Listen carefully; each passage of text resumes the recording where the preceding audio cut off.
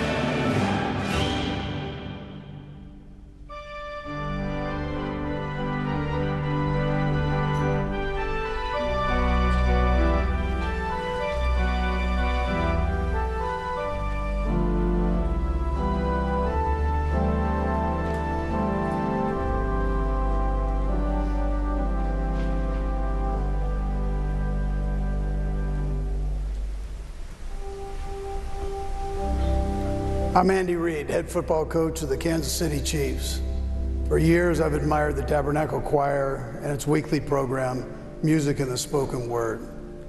I'm honored to be a part of this broadcast as we reflect on 250 years of America, a country I'm proud to call home. Today, we celebrate that milestone. For 2.5 centuries, the Declaration of Independence and the Constitution have guided this nation.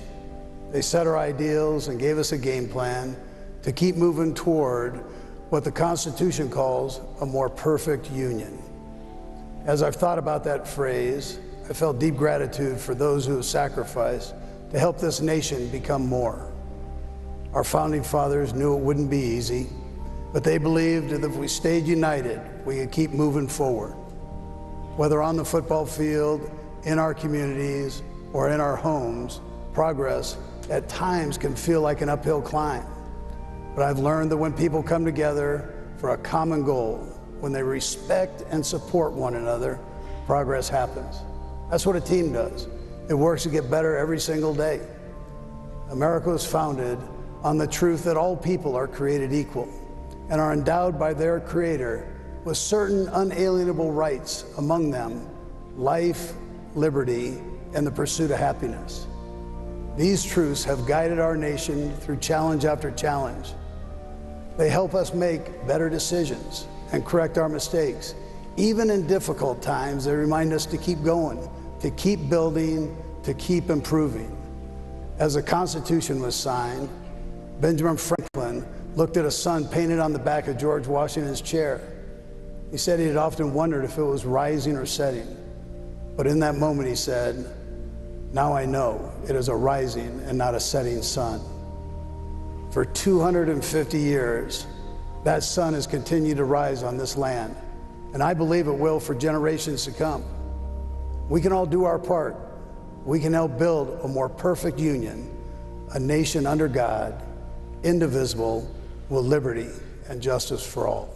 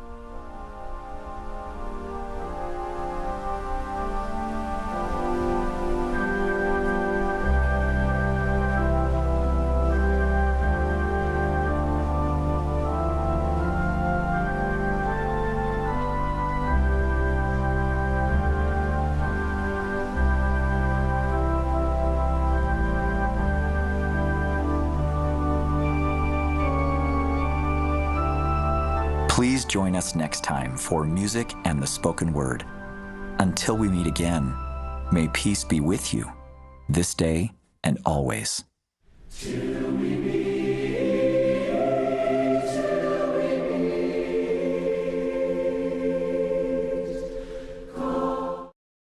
The C-SPAN networks, delivering round-the-clock, uninterrupted coverage of the nation's 250th birthday, bringing the most comprehensive view of this once-in-a-lifetime celebration with festivals, parades, and fireworks displays.